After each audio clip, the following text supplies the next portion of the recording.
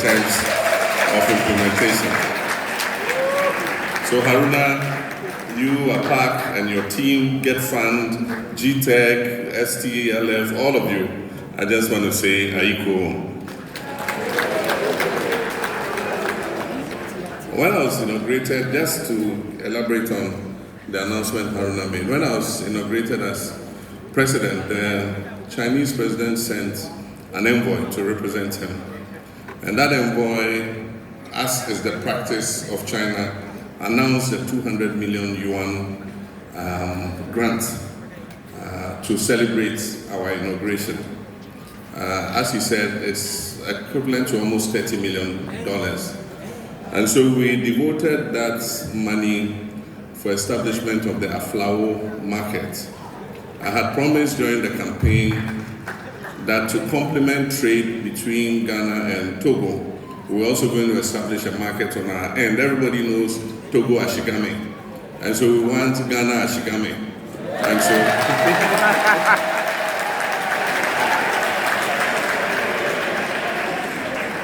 and so we dedicated that 200 million yuan for the Aflao market.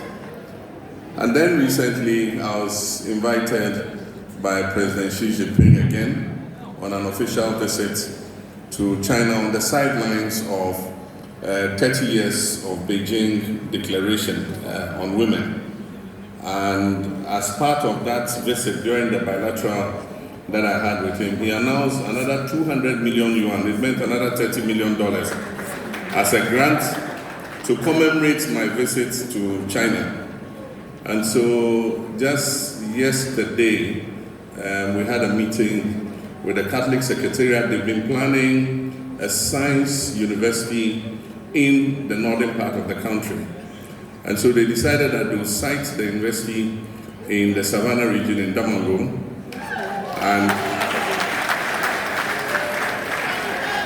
I pledged that the $30 million that I was giving, we will use it as the seed money to begin the campus of that university. That university will be devoted to science and technology, robotics, artificial intelligence, digital science, advanced medicine training. And so it's going to be a specialized university that will produce some of the most advanced, scientists and technologists that we need for the 21st century. And so I want to thank Haruna and his team very much, and to thank the Catholic Church for the collaboration that we're going to have in establishing this university. All working on it so that we can begin that process. It will help all our students who want tertiary education to be able to get a university or a higher educational institution that is not too far away from them. So we want to bring tertiary education to the doorstep of Ghanaian youth.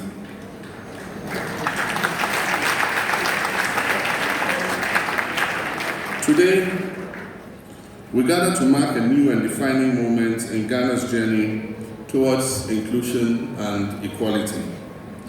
The launch of the Free Tertiary Education for Persons with Disabilities initiative, which is under the theme Disability, Not Inability, Advancing Inclusive Access to Higher Education under the Reset Agenda.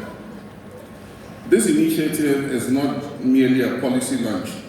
It is an activation of our national conscience and our sense of equity and justice.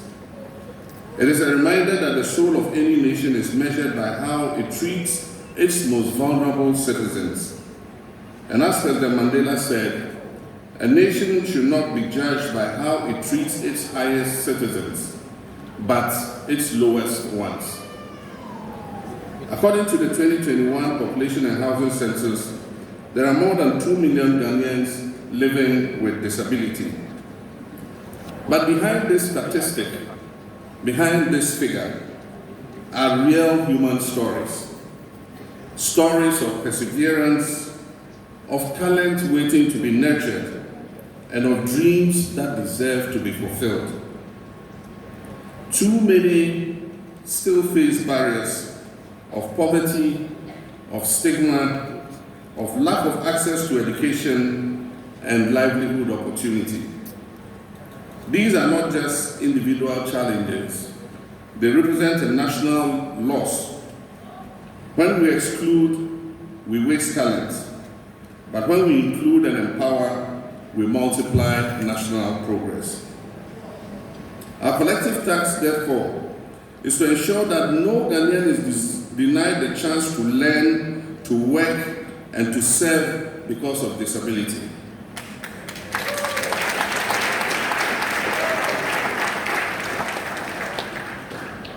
Ghana has not been idle in this effort. In 2006, under the administration of President Kufuor, Parliament passed Act 715, the Persons with Disability Act. In 2012, under my leadership, Ghana ratified the UN Convention on the Rights of Persons with Disability, aligning the country's laws with global standards of equality and dignity. In 2015, we introduced the Inclusive Education Policy, which opened mainstream schools to learners with disability and began the process of transforming our educational culture. Today, we are advancing that vision one bold step further. The Free Tertiary for Persons with Disability initiative fulfills a pledge I made to the people of Ghana to make higher education accessible to all, regardless of fiscal condition or circumstances. Under this program, persons with disability who gain admission into accredited public tertiary institutions will have their fees fully covered by the state.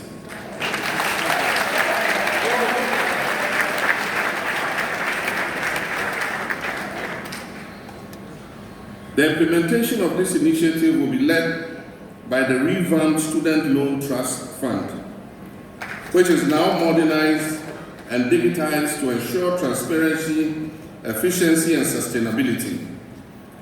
Let me note that the National Service Authority had administered a limited scholarship for persons with disability in the past. But with this launch today, we're integrating the scholarship administered by the National Scholarships Authority in the past with a new Universal Disability Scholarship under the Student Loan Fund Trust.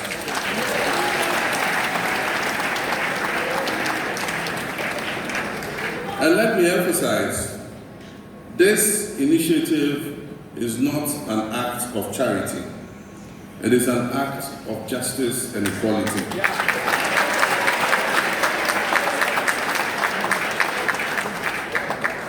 It is a strategic investment in Ghana's most valuable resource, that is its people.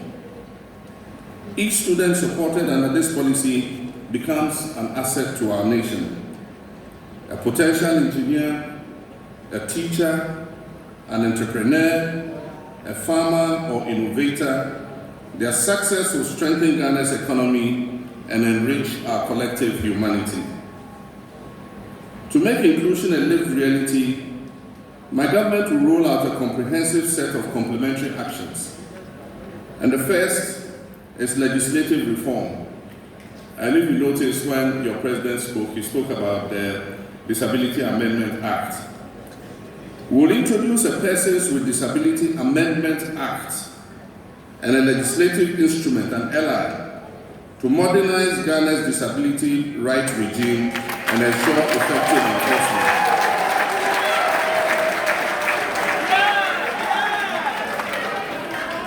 So this new Amendment Act would amend the Persons with Disability Act that was passed in 2006 in order to bring it up to date with current realities. The second is health, attention, and early assessment. We'll establish in each district a disability health and resource center.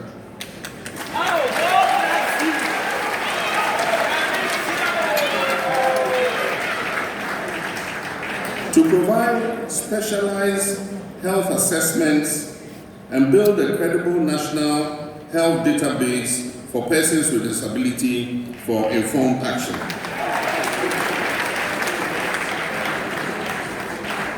The third is rehabilitation and empowerment. We'll construct and upgrade rehabilitation centers in all regions to support physical recovery and vocational training for persons with disability. And the fourth is on local governance integration. Every district assembly, metropolitan municipal and district assembly will establish a disability desk.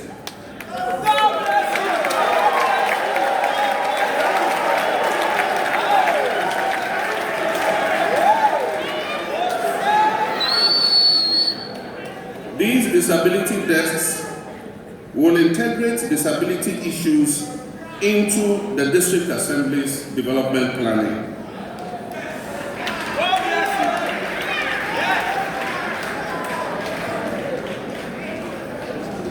We would enforce a minimum 5% employment quota for persons with disability.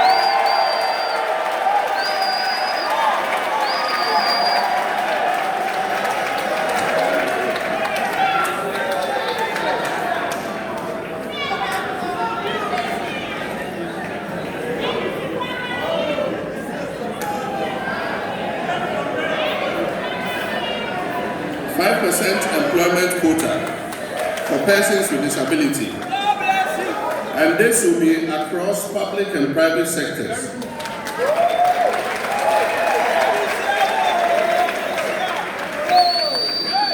For private sector organizations that meet the quota, they will be given tax incentives.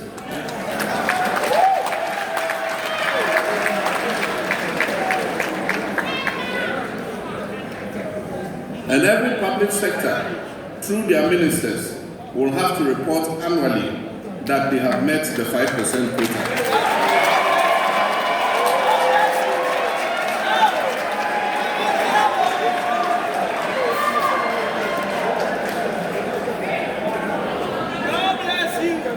The next is gender empowerment.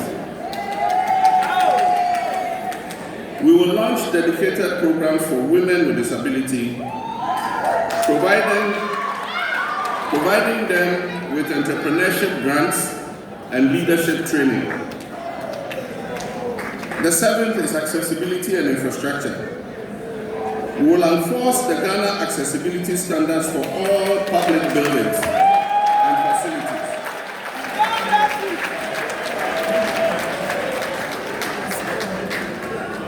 In 2026 will be 10 years since the enforcement of accessibility to public buildings was meant to be enforced. Therefore, in the Amendment Act to Act 715, we will increase the term of imprisonment for persons who refuse to comply.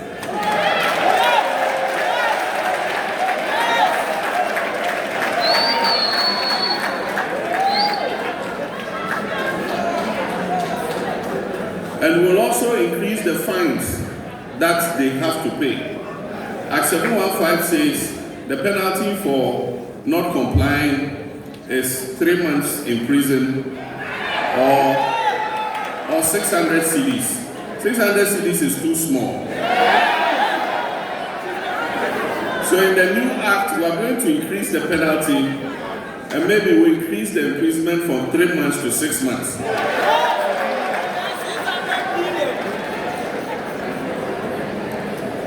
And there's more good news.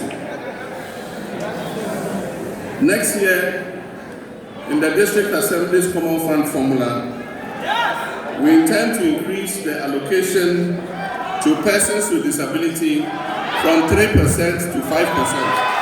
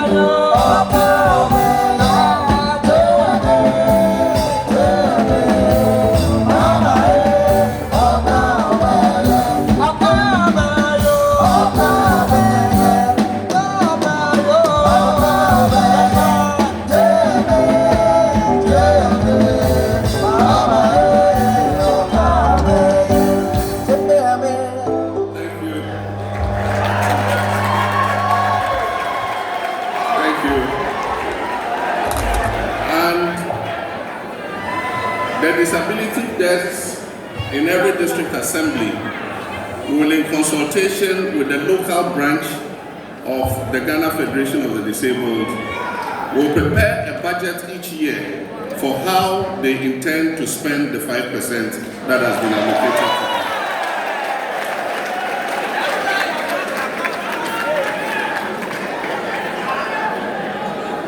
And then, another good news.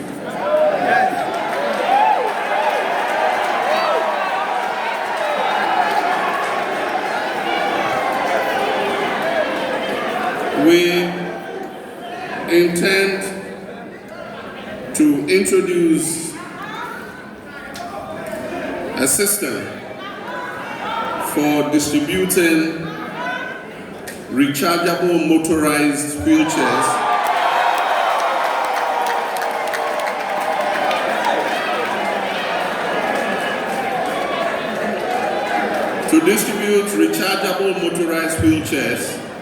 for persons with disability.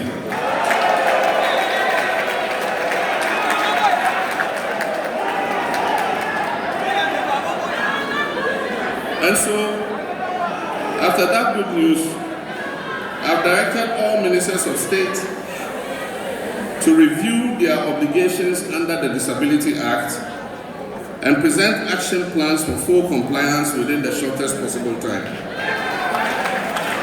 Every year, as part of the obligation of ministers, they will have to provide a report on how they complied with the Disability Act.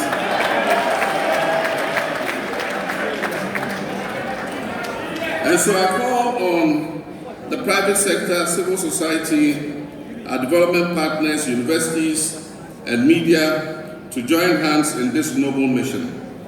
Let us transform our national attitudes from commiseration to partnership, from exclusion to empowerment, and from sympathy to solidarity. Together, we must build a culture that is inclusive and celebrates differences and values the contribution of every single one of our citizens. This initiative envisions a Ghana where a visually impaired student becomes a software engineer. It envisages a Ghana where a young woman in a wheelchair earns her law degree and comes out to defend the voiceless. It envisions a Ghana where a child with hearing impairment grows up to be a teacher, to heal, or even lead his nation. This is the inclusive Ghana we dream of. A nation where opportunity, not disability, defines our destiny. Distinguished ladies and gentlemen, the Free Tertiary Education for Persons with Disability initiative is a landmark in Ghana's story of social justice. It affirms that inclusion is not a favor, it is a right, and that equality is not charity, it is the foundation of our national progress.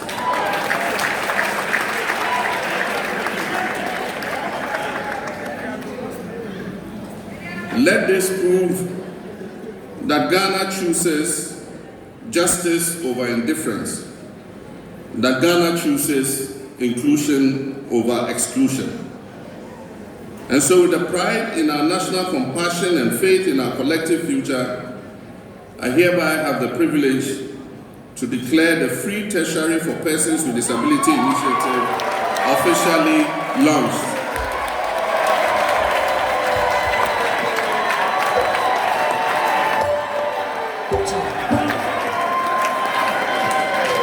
Ladies and gentlemen, may this program light the path for many generations to come.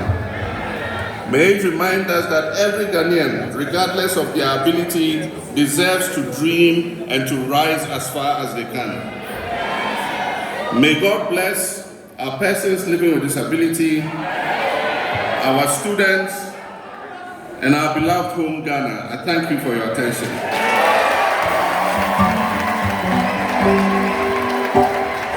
Sabanamo, Sabanamo,